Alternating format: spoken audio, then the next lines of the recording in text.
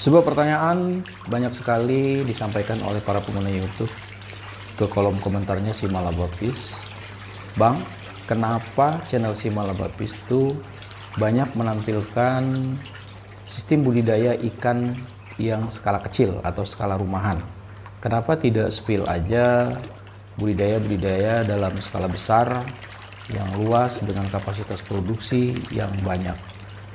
Oke, Assalamualaikum warahmatullahi wabarakatuh. Sahabat semua pengguna YouTube, selamat pagi. Terima kasih Anda masih bergabung di channel ini, dan terima kasih pula yang sudah menekan tombol subscribe dan tombol gabung pada kanal si Malabapis. Izinkan kami untuk menjawab ya, atau memberikan penjelasan kenapa si Malabapis itu banyak mengulas budidaya ikan nila dalam skala kecil atau dalam skala rumahan.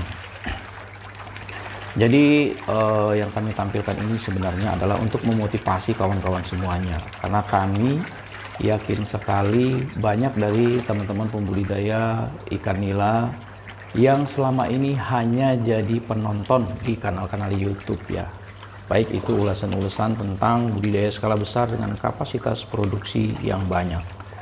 Pertanyaan balik dari kami, sampai kapan Anda ya, sampai kapan Anda hanya akan jadi penonton, ya kan? Yang kami inginkan bahwa teman-teman termotivasi untuk ikut melakukan budidaya.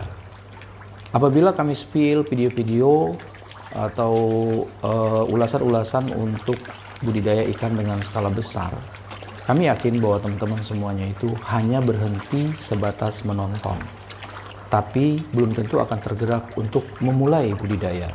Kenapa seperti itu? Yang pertama adalah teman-teman tidak memiliki lahan yang luas, kemudian modal yang cukup, dan tentunya kemampuan atau skill yang belum mumpuni, ya kan gitu. Nah, kami yakin sekali bahwa para penonton si Malabapis itu lebih banyak yang masih pemula, lebih banyak yang ingin memulai usaha dengan modal pas-pasan atau dengan modal terbatas. Karena itu kami lebih berpihak pada teman-teman yang benar-benar dari awal bergeraknya, benar-benar pemula dengan modal seadanya, tapi akan muncul motivasi untuk mulai melakukan budidaya. Artinya memanfaatkan lahan-lahan yang sempit di belakang rumah, di samping rumah, atau teman-teman punya lahan-lahan misalkan di sawah ya, di sekitar sawah, di lahan kebun seperti itu, yang selama ini mungkin kurang diberdayakan ya teman-teman semuanya.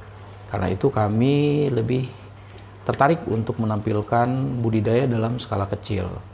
Nah, budidaya dalam skala kecil atau skala rumahan ini, yang pertama teman-teman tidak perlu mengeluarkan biaya yang langsung besar.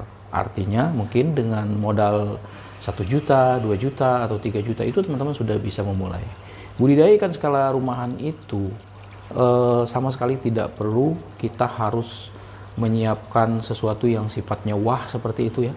Jadi teman-teman bisa memulai skala uji coba seperti yang kami sampaikan pada kanal ini. Artinya yang paling terpenting dalam budidaya itu adalah kita paham dulu kawan-kawan gitu. Kita paham dulu karakter ikan, karakter pengolahan air. Meskipun kita budidaya dalam skala rumahan, tapi kalau berhasil, artinya itu kita tinggal mengkonversi saja ketika kita nanti memiliki lahan yang luas, memiliki cuan yang cukup untuk mengembangkan dalam skala besar. Tapi sebaliknya, ketika kita belum memiliki skill, belum memiliki kemampuan dalam mengolah air, dalam memahami karakter ikan, dalam menyiapkan bibit, tiba-tiba kita mau langsung skala besar ya, walaupun kita punya modal, katakanlah punya lahan, kami yakin sekali maka teman-teman akan mengalami keambrukan dan ancaman kegagalan nantinya. Nah, kami tidak ingin seperti itu.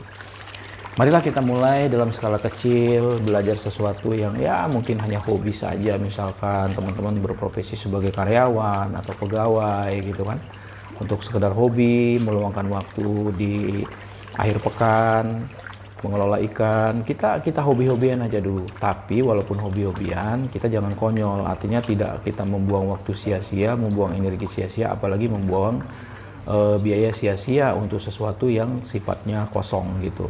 Nah, dengan kita memulai dalam skala kecil seperti ini, teman-teman, banyak sekali hal-hal yang kita petik, banyak sekali hal-hal yang kita pahami.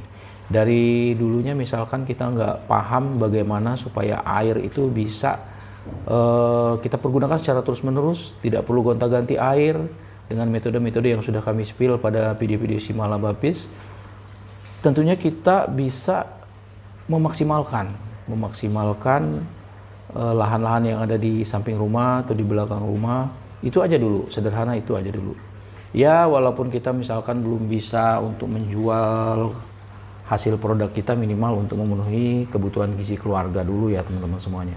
Tapi kami yakin sekali apabila teman-teman semuanya terus ditekuni dan terus dipahami, nanti cepat atau lambat teman-teman akan termotivasi.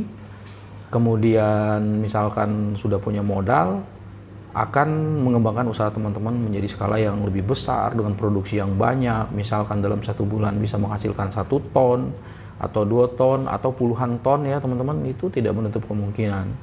Tapi dengan teman-teman menonton video-video Simalabapis yang bisa memaksimalkan sesuatu yang minimal sekali, itu teman-teman akhirnya termotivasi untuk mencoba.